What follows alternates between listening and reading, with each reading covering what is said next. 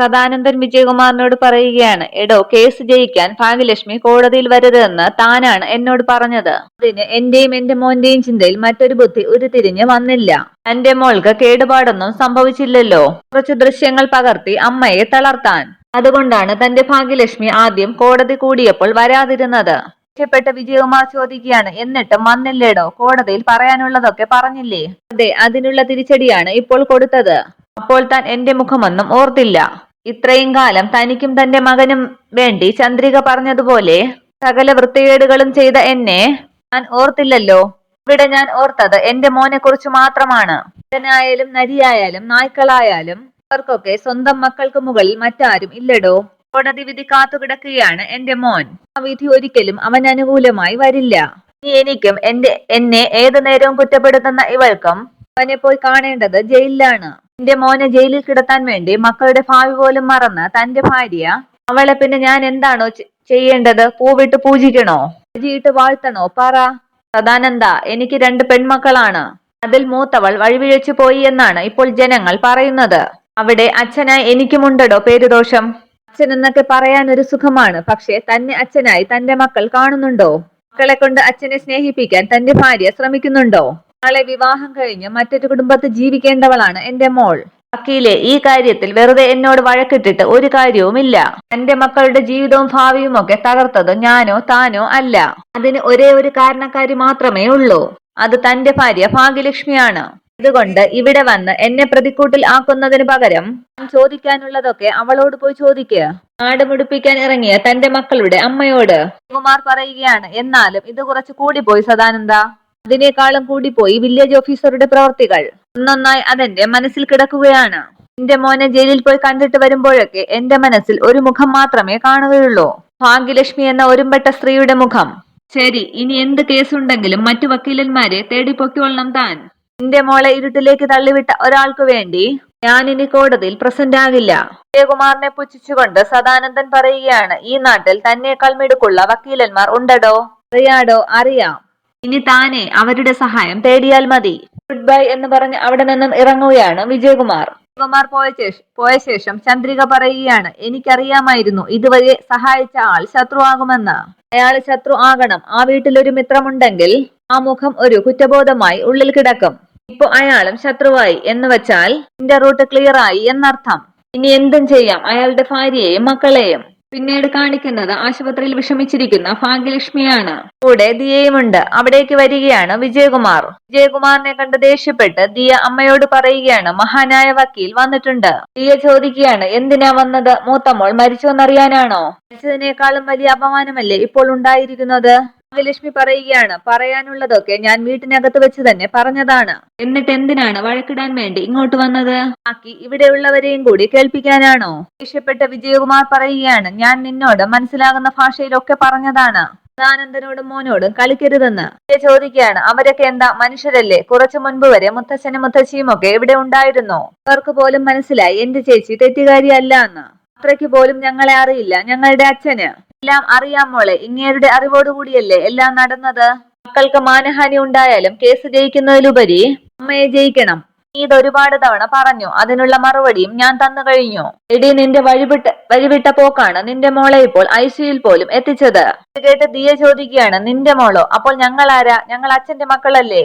അങ്ങനെ എനിക്ക് തോന്നിയിട്ടേയില്ല, ഫീൽ ചെയ്തിട്ടില്ല. എനിക്ക് പിന്നെ ഇപ്പോൾ എന്തിനാണ് വന്നത്? ആരെ കാണാനാണ്? ഞാൻ ഒരുപാട് നാളായി അമ്മയോട് ചോദിക്കുന്ന ചോദ്യം ഇന്ന് മുത്തച്ഛനോടും മുത്തശ്ശിയോടും ചോദിച്ചു. എന്തിനാ അമ്മ ഇനിയും അച്ഛനെ സഹിക്കുന്നതെന്ന്? സ്വന്തം അച്ഛനും അമ്മയുമാണ്. എന്നിട്ട് അവര് പോലും അമ്മയെ കുറ്റപ്പെടുത്തുകയാണ് ബന്ധം പിരിയാത്തതിന്. വിജയകുമാർ പറയുകയാണ്, ഞാൻ അതിന് എപ്പോഴേ റെഡിയാണ്. ഇവിടെയെല്ലാം മടിച്ചു നിൽക്കുന്നത് നിന്റെ ഈ അമ്മയാണ്. ദേഷ്യപ്പെട്ട് ഭാഗ്യലക്ഷ്മി ചോദിക്കുകയാണ്, നിങ്ങൾക്കൊന്ന് പോയി തരാമോ? ഞാൻ പോവുകയാണ്. പോവാടി. നമ്മുടെ വീട് നിൽക്കുന്നത് പുറമ്പോക്ക് ഭൂമിയിലല്ല. പക്ഷേ ആ വീട്ടിലെ പുറമ്പോക്കാണ് ഈ ഞാൻ.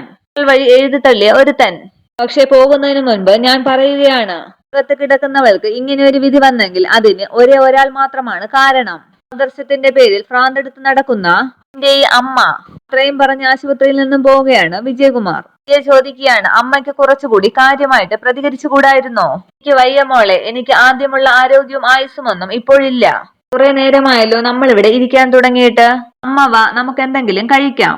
എനിക്കൊന്നും വേണ്ട മോളെ, അങ്ങനെ പറയാതെ ഒരു ജ്യൂസെങ്കിലും കുടിക്കാം. അമ്മ വാ വാ അമ്മയെന്നും പറഞ്ഞ് ഭാഗ്യലക്ഷ്മിയെ നിർബന്ധിച്ച് കൂട്ടിക്കൊണ്ടു പോവുകയാണ് ദിയ. ദിയയും ഭാഗ്യലക്ഷ്മി സ്റ്റെപ്പ് ഇറങ്ങി പോകുന്നത് ഒളിഞ്ഞു നിന്ന് നോക്കുകയാണ് രചന. ഐസിയിലേക്ക് കയറുന്ന രചന ദീപയെ കാണുകയാണ്. ദീപയെ കണ്ട് ആകെ സങ്കടപ്പെട്ട് കരയുകയാണ് രചന. അതേ ഐസിയുയിൽ തന്നെയാണ് രചനയുടെ അച്ഛനും കിടക്കുന്നത്. രചനയുടെ കരച്ചിൽ കണ്ട് കരയരുതെന്ന് ആംഗ്യം കാണിക്കുകയാണ് രചനയുടെ അച്ഛൻ.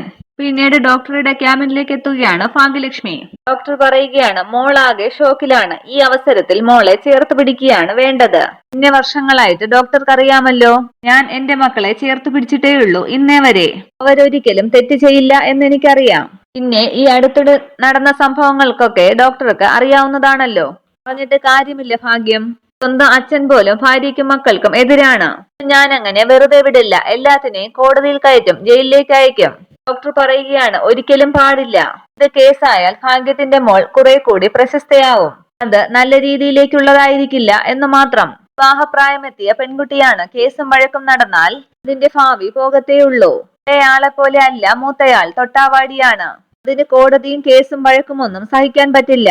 പിന്നെ കോടതിയിൽ കേസ് വന്നാൽ ബാധിക്കുന്നത് അച്ഛൻ തന്നെയായിരിക്കും. അയാൾക്ക് അതിനൊന്നും മടിയുള്ള കൂട്ടത്തിൽ അല്ലല്ലോ. ലക്ഷ്മി പറയുകയാണ് അതെ, അതാണ് എന്റെ പരാജയം. എന്റെ അഭിപ്രായത്തിൽ ഭാഗ്യം എത്രയും പെട്ടെന്ന് ദീപയെ വിവാഹം കഴിപ്പിച്ചു വിടണം. നല്ല ബന്ധങ്ങൾ എന്തെങ്കിലും ഒത്തുവന്നാൽ ഞാൻ നിങ്ങളെ വിളിക്കാം. ഈ സമൂഹത്തിൽ കുറച്ചുപേരെങ്കിലും ഉണ്ടല്ലോ നിങ്ങളെ മനസ്സിലാക്കുന്നവർ, എന്നെ പോലെ തന്നെ നിങ്ങളുടെ കുടുംബത്തെ അറിയുന്നവർ. ശരി ഡോക്ടർ, എന്റെ ആകെയുള്ള സ്വത്ത് എന്റെ മക്കളാണ്. അവര് തളരുമ്പോൾ മാത്രമേ, അവരുടെ കണ്ണ് നിറയുമ്പോൾ മാത്രമേ എന്റെ നെഞ്ചൊന്ന് പിടയൂ. പിടച്ചിൽ ആഘോഷമാക്കുന്നവരാണ് ചുറ്റിലുമുള്ളവർ. സത്യസന്ധയായ ഒരു ഓഫീസർക്ക് മിത്രങ്ങളെക്കാൾ കൂടുതൽ ശത്രുക്കളായിരിക്കും. അതുകൊണ്ടാണ് ഞാൻ പറഞ്ഞത് മോൾക്ക് ആത്മവിശ്വാസം കൊടുക്കണമെന്ന്. ശരി ഡോക്ടർ എന്ന് പറഞ്ഞിറങ്ങുകയാണ് ഭാഗ്യലക്ഷ്മി. പിന്നീട് ഐസിയുയിൽ നിന്നും ഇറങ്ങുകയാണ് രചന. അന്നേരം അവിടേക്ക് വരുന്ന ദിയയെ കാണുകയാണ് രചന. ദിയയെ കണ്ട് പേടിച്ച് രചന പെട്ടെന്ന് ഐസിയുലേക്ക് അകത്തേക്ക് തന്നെ തിരിച്ചു കയറുകയാണ്. പിന്നീട് ഭാഗ്യലക്ഷ്മിയും ദിയയുടെ അടുത്തേക്ക് എത്തുകയാണ്. ഡോക്ടറെ കണ്ടിട്ട് എന്തു പറഞ്ഞമ്മേ? അദ്ദേഹം നമ്മുടെ കുടുംബ ഡോക്ടർ അല്ലേ? അതുകൊണ്ട് ഒരു ഒപ്പീനിയൻ ചോദിക്കാൻ പോയതാണ്. കേസും വഴക്കുമൊക്കെ ആയിട്ട് പോകണ്ടെന്നാണ് അദ്ദേഹം പറയുന്നത്. അത് ദീപമോളെ കൂടുതൽ ബാധിക്കത്തേ ഉള്ളൂ എന്നാണ് അദ്ദേഹം പറയുന്നത്. ദിയ പറയുകയാണ് ഇതാണ് നമ്മൾ പെൺകുട്ടികളുടെ പരാജയം. എന്ത് ചെയ്താലും ആണുങ്ങൾക്ക് ഒരു കുഴപ്പവുമില്ല. ഒരു സമൂഹത്തിന് മുൻപിൽ തല ഉയർത്തി പിടിച്ചുകൊണ്ട് നടക്കും. ഞങ്ങള് പെൺകുട്ടികൾ കേസും വഴക്കുമായി മുന്നോട്ട് പോയാലോ? അവിടെ സമൂഹം നോക്കുന്നത് മറ്റൊരു കണ്ണോടെയാണ്. ഭാഗ്യലക്ഷ്മി പറയുകയാണ് ഡോക്ടർ പറഞ്ഞത് ഞാൻ കാര്യമാക്കുന്നില്ല. പിന്നെ ഞാൻ എന്ത് വേണമെന്ന് മോള് പറയ്. അമ്മ ആദ്യം എന്ത് തീരുമാനിച്ചോ അതിൽ തന്നെ ഉറച്ചു നിൽക്കണം. കേസുമായിട്ട് മുന്നോട്ട് പോണം. കൊടും ചതി ചെയ്തവന്മാരൊക്കെ നിയമത്തിന് മുൻപിൽ വരണം. അവിടെയും പ്രതിഭാഗത്ത് നിൽക്കുന്നത് മോളുടെ അച്ഛനായിരിക്കും. അതൊന്നും അമ്മ നോക്കണ്ട. തെറ്റ് ചെയ്തവന്മാർ അത്ര പെട്ടെന്ന് രക്ഷപ്പെടാൻ പാടില്ല. ഇവിടെ പ്രതികൾ ശ്രീകുമാർ വധക്കേസിലെ അതേ പ്രതികൾ തന്നെയാണ്. ഇതും കൂടി ചേർത്ത് ഇനിയുള്ള കാലം മുഴുവൻ അവന്മാർ ജയിലിൽ കിടക്കട്ടെ. പുറത്ത് ജീവിക്കാൻ അർഹതയില്ലാത്തവർ അകത്ത് കിടക്കുന്നത് തന്നെയാണ് നല്ലത്. ഇവയുടെ ആ തീരുമാനം കേട്ട് എന്തോ ഉറപ്പിക്കുകയാണ് ഭാഗ്യലക്ഷ്മി. അതേസമയം അകത്തെ ഐസിയുയിൽ തന്നെ നിൽക്കുകയാണ് രചന. രചനയെ കണ്ട് നഴ്സ് വന്ന് ചോദിക്കുകയാണ് കുട്ടി എന്താ ഇവിടെ കിടന്ന് കറങ്ങുന്നത്? അച്ഛനെ കണ്ടില്ലേ? കണ്ടു, പിന്നെന്താ? ഒന്നുമില്ല. എന്ത് ചെയ്യണമെന്നറിയാതെ ആലോചിച്ച് നിൽക്കുമ്പോൾ അവിടെ ഇരിക്കുന്ന മാസ്ക് കാണുകയാണ് രചന. അതിനുശേഷം മാസ്ക് എടുത്തു വെച്ച് പുറത്തേക്ക് ഇറങ്ങാൻ ശ്രമിക്കുകയാണ് രചന. ഡോർ തുടർന്ന് ഭാഗ്യലക്ഷ്മിയും ദിയയും ഒളിഞ്ഞു നിന്ന് നിൽക്കുകയാണ് രചന. ഡോർ തുറന്ന ശേഷം അവരെ ശ്രദ്ധിക്കാതെ മുന്നോട്ട് നടന്നങ്ങ് പോവുകയാണ് രചന. പക്ഷെ നടന്നു പോകുന്ന രചനയെ ശ്രദ്ധിക്കുകയാണ് ദിയ. എന്നിട്ട് ഭാഗ്യലക്ഷ്മിയെ വിളിച്ചു പറയുകയാണ് അമ്മേ, ദേ അവളല്ലേ അത്? അതെ, ചേച്ചിയെ ബർത്ത്ഡേക്കെന്നും പറഞ്ഞ് ക്ഷണിച്ചിട്ട് ഇവിടം വരെ കൊണ്ടെത്തിച്ചവൾ. അത്രയും പറഞ്ഞെഴുന്നേറ്റ് രചനയുടെ പുറകെ പോവുകയാണ് ദിയ. ഈ നിക്കടി എവിടെയെന്ന് ദിയ പറയുമ്പോൾ പെട്ടെന്ന് തിരിഞ്ഞു നോക്കുകയാണ് രചന. അത് അവൾ തന്നെയെന്ന് ഭാഗ്യലക്ഷ്മിയോട് പറയുകയാണ് ദിയ. ഓടുന്ന രചനയുടെ പിറകെ ഓടുകയാണ് ദിയയും ഭാഗ്യലക്ഷ്മിയും. പെട്ടെന്നൊന്ന് നിന്ന ശേഷം ഭാഗ്യലക്ഷ്മി കരുതുകയാണ് അവൾ എന്തിനാ ഐസിയുടെ അകത്തേക്ക് പോയത്? എന്റെ മോളെ എന്തെങ്കിലും എന്ന് പറഞ്ഞ് ആലോചിച്ച് തിരിച്ച് ഐസിയുക്കകത്തേക്ക് പോവുകയാണ് ഭാഗ്യലക്ഷ്മി. ഐസിയുക്കകത്തേക്ക് കയറിയ ഭാഗ്യലക്ഷ്മി പെട്ടെന്ന് ദീപയെ ചെന്ന് നോക്കുകയാണ്. ദീപയുടെ അവസ്ഥ കണ്ട് ആകെ സങ്കടപ്പെട്ട് കരയുകയാണ് ഭാഗ്യലക്ഷ്മി. ഇത്രയുമാണ് ഇന്നത്തെ എപ്പിസോഡ് വിശേഷങ്ങൾ. Okay, thank you.